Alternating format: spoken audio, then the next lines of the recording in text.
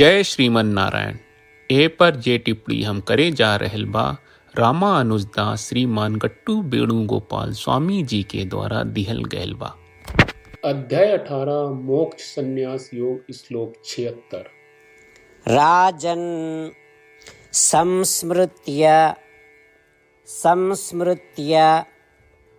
संवादम् इमम् अद्भुतं केशव अर्जुनयोः पुण्यं हृष्यामि च मुहुर्मुहुः। ओम। गीताचार्य श्री कृष्ण परमात्मा अर्जुन के साथे हमनी सबके भगवत गीता सिखा रहे बनी। संजय पूरा भगवत गीता के धृतराष्ट्र के बखान के कहले, थे धृतराष्ट्र, श्री कृष्ण और अर्जुन के बीच जौन बातचीत भइल उ बहुत अद्भुत और अत्यंत शुभ रहे। अरे हे राजा, उ बात कही बार बार याद करत बानी और बार बार हर्षित हो रही बानी। ई कह के संजय हमनी सबके हौसला बढ़ा रहे बाड़न कि भगवत गीता सुन के कितना मजा आवेला और श्रीमद् भगवत गीता के बार बार याद कहला पर कितना खुशी मिलेला। संजय के बात याद करत आई श्रीमद् भगवत गीता के बार बार हर्ष से सुने की कोशिश करी जा। खाली श्रीमन नारायण की शरण लेके संजय के वचन के ठीक वैसे ही दोहरावे की कोशिश करी जा जैसन श्लोक के रूप में बा।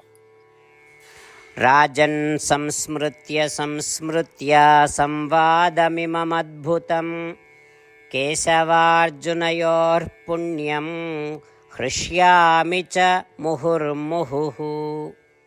श्रीमद् भगवत गीता का पूरा सार श्री कृष्ण परमात्मा ने अध्याय 18वें के श्लोक 65 से 70 में 8 काम करे खातिर दिले बाड़े।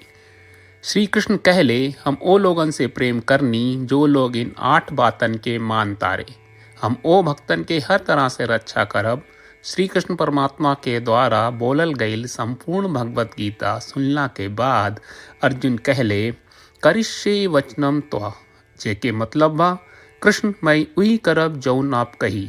यही कारण बा श्री कृष्ण अर्जुन के हर तरह के सफलता आ विजय प्रदान करेले। आई परमात्मा के आपन व्रत देई कि हमनी के ये 8 गौ कर्म के पालन करी जा। ई वचन परमात्मा के देवे से बड़न कौनो पूजा तपस्या यज्ञ नहीं। हम 8 प्रण कहब जौन हमनी के करे के चाहिए। आप सब कृपया इन्हन के आपन दिमाग और दिल में सोची। श्री कृष्ण के आपन वचन देवे के ई तरीका में हमनी सबकी कल्पना करे के चाहिए कि श्री कृष्ण का चेहरा खुशी से चमकत बा और खुशी के एहसास करत बा। जय श्रीमन नारायण। यहाँ हमनी के 8 वादा बा। हमनी के पहला वादा, हे श्रीमन नारायण, आपका निर्देश के मुताबिक हम हमेशा तोहार ध्यान करब और तोहार बारे में सोचब। हमनी के दूसर वादा, हे श्रीमन नारायण, आपका सलाह का अनुसार हम हमेशा आपका भक्त रहब। हमनी के तीसर वादा, हे श्रीमन नारायण, हम आपन सब काम तोहरा सेवा के रूप में और तोहरा संतुष्टि खातिर करब। हमनी के चौथा वादा, हे श्रीमन नारायण, जैस की आप माने के कहले रहलू, हमरा बहुत विश्वास बा कि हम आपके होई और हम हमेशा आपन दोनों हाथ जोड़ के आपके नमस्कार करब और आपकी पूजा करब। हमनी के पांचवा वादा, हे श्रीमन नारायण, हमरा के तोरा बात माम एकम शरणम ब्रज 1866 याद कहले, जहाँ आप हमरा के आपन का अर्पित करे का कहा। श्रीमन नारायण, मैं हमेशा तोहरे शरण में रहब। हमनी के छठवां वादा, हे श्रीमन नारायण, हमरा के तोहरा बात माँ सुचहा 1866 याद कहले कि आप हमनी के शोक ना करे का आश्वासन दे रहे बड़े, हम अब और शोक ना करब। हमनी के 7वां वादा, हे श्रीमन नारायण, आपने हमरा खातिर श्रीमद् भगवत गीता के वितरण करके हम सबके कृपा कहले और आशीर्वाद दहले बा। हम वादा करत बानी कि रोजाना कम से कम 1 श्लोक पढ़ब या सुनब। हमनी के 8वां वादा, हे श्रीमन नारायण, आप गीता के पूरा मानवता तक ले गयलू। हम गीता में आपके दिव्य वचन के उन भक्तन तक पहुँचावे के प्रयास करब जे गीता से अपरिचित बा। हे श्रीमन नारायण, हम उई करब जौन तू करे का कहब। हम ऐसन व्यवहार करब जैसन आप चाहत बानी और हम खाली आपका खातिर काम करब। श्रीमन नारायण के रोज आपन वचन देहल कि हम ओइस करब जैस आप कहत बानी, ई अपने आप में बड़न पूजा बा। श्रीमन नारायण करशे वचनम त्वा, श्रीमन नारायण हम तोरे निर्देश के मुताबिक काम करब। सर्वम श्री कृष्ण अर्पणम अस्तु। जय श्रीमन नारायण। राजन् संस्मृत्य संवादम् इमम् अद्भुतं केशव अर्जुनयोः